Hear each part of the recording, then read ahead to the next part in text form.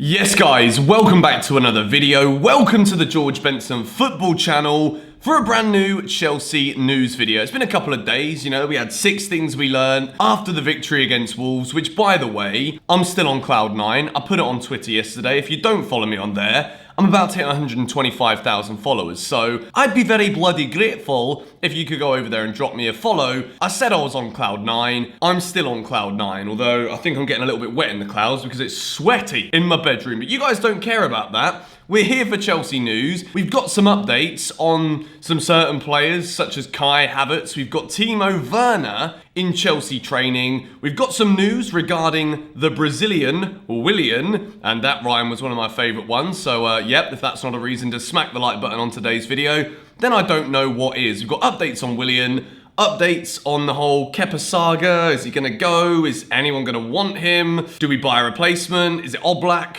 There's going to be questions. And today, hopefully, I'm going to address everything, give my opinions, and obviously ask for yours in the comments down below. First things first though, I think it's important that we address the beauty that was Timo Werner arriving in London. The man sent a picture on Instagram of him stood on a bloody runway in front of a load of planes, and there's only really one place it could be, although there was a couple of geezers who thought he landed in Istanbul. Ever so slightly wrong with that one. Timo Werner was at the game against Wolves, watching his new teammates pick up a 2-0 win to secure Champions League football for next season, and of course, the geezer was obviously very happy about the result of that. Since then, Timo Werner has been down in Cobham and he's been training. A lot of stuff on his own. He's been doing a lot of drills to do with fitness. The great news is that Timo Werner's pre-season is going to be longer than virtually everybody else's because he's just arrived. Obviously, a lot of the players are going to be rested and then training will begin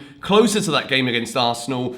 And then there's the small matter of the 3-goal overturn that, of course, we're going to do in Bayern Munich. So Timo Werner is going to be focusing a lot at the moment on fitness. It's going to be a big change to what he's used to in the Bundesliga coming to the Premier League. So in terms of the videos and the footage that we see of Timo Werner training, a lot of the stuff will probably be off the ball. And then come probably September, I believe the Premier League is going to be starting again in September, which is a little bit annoying, I'm not going to lie. Why don't we just call the end of this season pre-season? That'll be better. So by the time everybody else is training, Timo Werner's fitness is going to be above and beyond. So if you want a little fantasy captain for the start of next season, Timo is your man, but he's also a blue.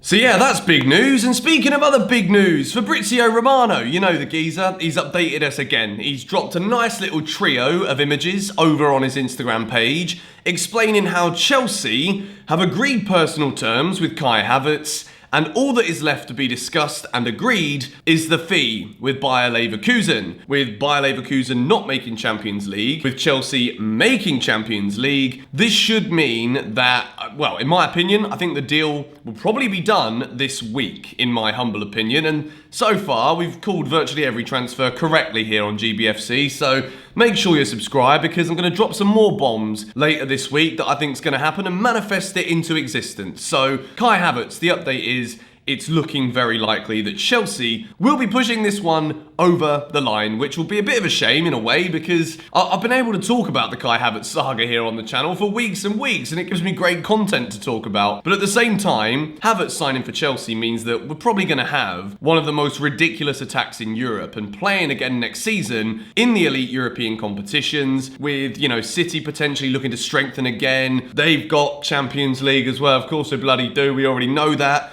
United are looking to strengthen too, and apparently they've had a bid rejected for Mr. Jadon Sancho, so that's good news for me. You never know, he still might end up at Chelsea. He's not going to end up at Chelsea. We've moved on from Mr. Sancho now as the sweat drips from the bloody forehead. Can someone get me a towel? I think this bag will have to do. But anyway, yes, speaking of which, Chelsea's attack. I mean, let's talk about it, shall we? Callum Hudson-Odoi, Christian Pulisic, Mason Mount, Ruben Loftus-Cheek, Tammy Abraham, Olivier Giroud, Kai Havertz, Timo Werner, Hakim Ziyech. That was 10. That's ridiculous. I mean, was that 10? Someone's going to tell me I was wrong in the comments down below. But it is some incredible talent that Chelsea are going to have next season. And when we're playing at the highest level, looking to win every single competition, I mean, Chelsea have got to be doing that now. If we're going to go in and spend this money on Havertz, which is looking closer and closer by the day, with the quality we've already got, Christian Pulisic's end to the season has been absolute lightning. So, Chelsea next season will definitely be looking to mount a Premier League title challenge. And who knows with the Champions League, you need a bit of luck along the way. And, if we look at the squad that we have for next season, potentially already, you look at the 2012 squad when we won it, and you look at some of the teams in Europe now, and you're thinking like, Bayern Munich, yeah, Barcelona, Real Madrid, they'll always be there, but Chelsea's attack is going to be absolutely deadly. And I cannot wait to see it in action. But let's talk about the Brazilian Willian and give my opinion. So my opinion on the whole thing with Willian is it's looking at the moment, let's talk about what is being said in the press. It's looking as though Willian might be extending his Chelsea contract, much to the disgust of some members of our fan base. Now, I know that a lot of you in the comments section of these videos, and I've actually said many times that maybe with all of these players coming in, with Willian's output never really being that mind-blowing, he's always been a good utility player. He's always been somebody that we can rely upon. Some people like to say that he doesn't show up in big games, which I just think is totally wrong. You see, he won the game for us at Spurs this season. You remember the season under Mourinho where we thought that all of the players were just dropping ship and just being like, nope, we're out of here. Willian was one of the only players who was regularly showing up and playing well for Chelsea. In that season, I don't buy into any of the stuff about Willian doesn't win things for Chelsea, Willian isn't good enough. And the way I'm looking at this now is, yes, okay, we've got a lot of good quality players, and I've just listed nearly double figures worth in terms of where Chelsea could be looking for attacking players next season. But at the same time, do you really want to see Willian leave the club and go and strengthen one of our rivals when we can't make any money off of him? And if Willian wants to stay at Chelsea and he's willing to sign a new deal, surely it's something that we've just got to back, because towards the end of this season, we've seen Willian's energy. We've seen him contributing to the team with free kicks, goals, whatever it may be. And I think that, people just write him off just like that because we get excited about signing the attacking players that we're going to sign. And I think if Willian has always wanted to sign a new deal at Chelsea, yes, 3 years, it's something you're not going to get. Chelsea don't do 3-year contracts for 31, 32-year-olds. But if they can offer him a 1 or a 2 year, I think it's worth Willian staying. And if he signs a 2-year deal, next summer, we can actually sell him for a little bit of money. So I think people are getting a bit carried away with the negative response to the news that Willian might be about to extend his Chelsea contract. And if Frank Lampard wants him, we've all started to learn that trust in Super Frank is exactly what you need to do. So as always, let me know your thoughts in the comments down below. Do you want Willian to stay? Do you want him to go? And I think obviously, I know a lot of people are going to disagree with what I've just said. That's absolutely fine. That's the whole reason why I make these videos, so that the Chelsea discussion can continue amongst the fan base in a nice, hopefully, non-aggressive way down in the comment section of the GBFC videos. But anyway, the next story that we're going to take a little look at is Kepa. All right, now it's the end of the Premier League season. By the way, I will be reacting to my Premier League predictions. A lot of you have asked me to do that. Stay tuned. It's the end of the season. Chelsea finished 4th. And we've conceded so many flipping goals this season. If it was going to be down to goal difference, Chelsea would have been flumped, like one of those flipping sweets that they have in England. Chelsea would have been screwed because we've conceded so many goals. And I've tried throughout the whole season to try and back Kepa. There's been so many times where he's made mistakes. I don't think he's been good enough. He's let us down. He's not been commanding. He's not been a leader. And towards the end, particularly in the game against Liverpool, it looks as though he's kind of given up on even trying to save flipping shots that are going in the back of the net in must-win matches for Chelsea Football Club. So I'm at the point now where if we can try and get Kepa out of the club to bring in another goalkeeper, it's something that we might just have to do. At the end of the day, we thought 72 million, you spend a world record fee on a keeper, you expect him to do a lot flipping more than what he's done, particularly this season for Chelsea. So at this moment in time, Kepa's 25 years old. He's got 4 or 5 years or something daft left on that stupendous contract that he signed at Chelsea when we bought him.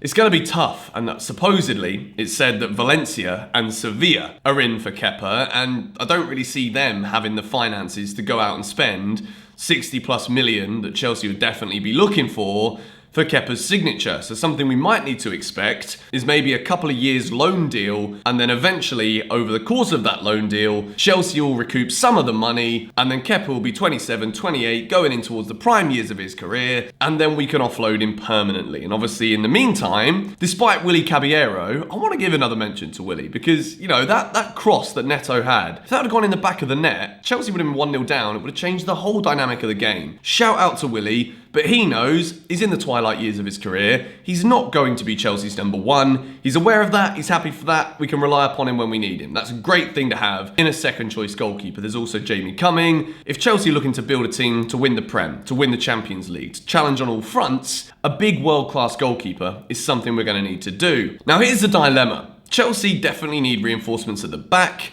We also potentially need a new goalkeeper. So, there is a question at the moment about Jan Oblak, who is arguably the world's best goalkeeper. Now, if Chelsea are linked to Oblak, I'm excited. I'm happy. I feel as though with Havertz, Ziyech, Werner, Oblak, even if we were to just sign those four, yes, there'd still be problems in defence. I know, Benson, relax. But at the same time, that would be a phenomenal window, and we'd be bringing in players that immediately elevate the Chelsea starting 11 up to a different tier to what we've been on this season. And as we can already see, we're actually not having a bad season at all. See you later, Leicester City. Enjoy the Europa League. The talks are still about Ben Chilwell. Are Chelsea going to sign him now that Leicester have missed out? Maybe Leicester will accept a lower price. I don't think Chelsea will be able to go out and splash 100 odd million on Oblak, bring in like a 50, 60 million Ben Chilwell, still bring in a centre-back, and Kai Havertz, obviously that isn't over the line yet. Can Chelsea go out and spend that kind of money